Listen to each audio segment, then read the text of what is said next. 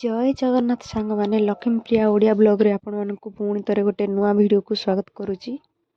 तो चलतु आज आम बनइबा ओडिया घरर संतुला। एठी मु अमृतभंडा छोट पीस खंडे नहीं एठी गोटे आलू नहीं एठी गोटे लाउ खंडे पीस काटिकी नहीं जाइए आउ एठी कखारु नहीं जाइए छोट पीस आउ एठी शिंब अल्प नहीं जाइए आउ एठी बैगण गोटे नहीं जाइए आउ एठी बीन्स अल्प टिके नहीं जाइए आ गोटे टमाटो से पकड़ नहीं जाइए। तो देखो ये मु परिबा सब छोट छोट कर काटिकी धोईकी परिबा नहीं जाइए।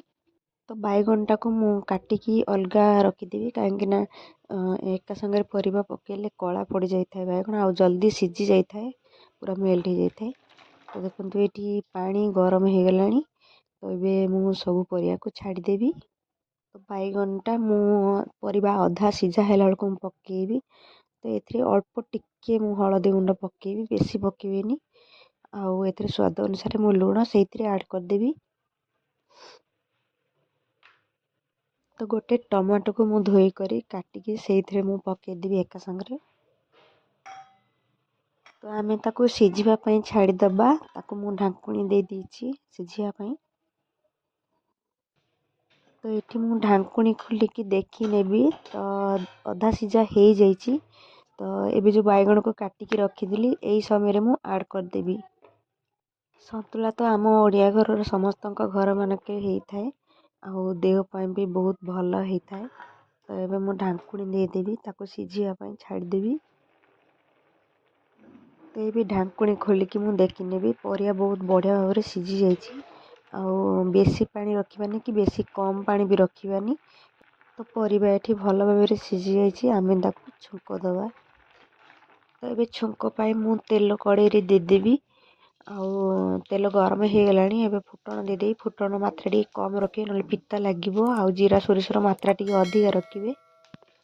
तो फुटण ये फुटी गलानी मु एबे गोटे लंका पकेदेवी से। तो यहीपरि भाव में संतुला घरे बन खातु आउ पार्टी की बहुत स्वादिया लगता है आउ स्वास्थ्य भी बहुत भल होता है। मुझे रसुण छेचिकी एबे पकेदेवी दर छेचा करेंगे बेसी छेचबेनी ताकू टिके भलसे चलई नवा। तो अल्प टिके पियाज मुझे चुन चुन कर काटी नहीं ताकू ये छाड़देवी से आउ भलसे टिके आम चलई दवा ताकू।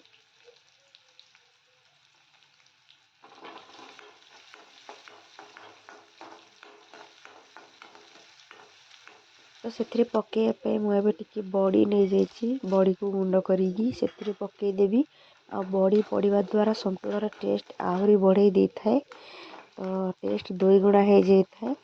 तो निहाती बड़ी तिले पकातु। देखु ये भलसे भाजी हो गलानी मुझे सीझा परिया को एथिरे छाड़देवी ताकू टिके आमे भलसे तापर गोड़े नवा। जदि मो चैनल रे नुआ अछंती ताले लाइक शेयर सब्सक्राइब कर नियंतु पाखरे थिबा बेल आइकन बजे दियंतु। तो लास्ट रे मु एबे भजा जीरा गुंड टिके पकेदेवी। जीरा गुंड पकेया द्वारा भल बास्ना आसी था आ भल टेस्ट लगी थाए। तापर मु धनिया पत्र पकेदेवी। तो ये आमर रेडी हो गला संतुला आउ जहाँ कि रुटी सहित खाया को बहुत बढ़िया टेस्ट लगी थाए। देखो मुझे रुटी सहित संतुला सर्व कर देछि। पुणी थरे देखा हबा गोटे नुआ वीडियो रे। जय जगन्नाथ।